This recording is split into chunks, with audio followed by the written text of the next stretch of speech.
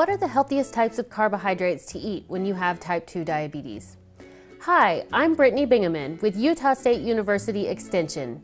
In addition to identifying carbohydrate-containing foods, considering the type of carbohydrate you eat is also important to promote stable blood sugar levels and promote overall health. Some carbohydrates, such as beans and lentils, fruit, and whole grains, provide many important nutrients, including fiber, in addition to carbohydrates.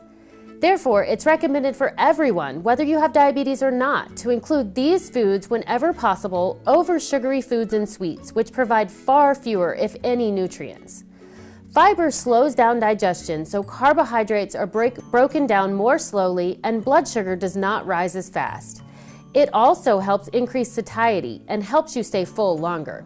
So what is a whole grain? As you'll see behind me, whole grains are grains that are processed with the entire grain kernel intact, which contains the endosperm, bran, and germ. In contrast, when whole grains are refined to make them more shelf-stable, such as when making white rice or white flour for bread, the bran and germ are removed. These portions of the grain contain the fiber, B vitamins, minerals, and heart-healthy fats. When you choose whole grains, you get these added nutrients with the carbohydrates. Examples of whole grains include whole wheat products such as whole wheat bread, pasta, and tortillas, quinoa, brown rice, farro, oatmeal, and millet. How can you identify whole grains? As you can see behind me, you can identify whole grains by looking for the 100% whole grain stamp from the Whole Grains Council on a package, or you can read the ingredient list on the food package. If a whole grain, such as whole wheat flour, whole cornmeal, oatmeal, or brown rice appears first in the list of ingredients, it often, although not always, indicates that the product is mostly a whole grain, since ingredients are listed in order of weight.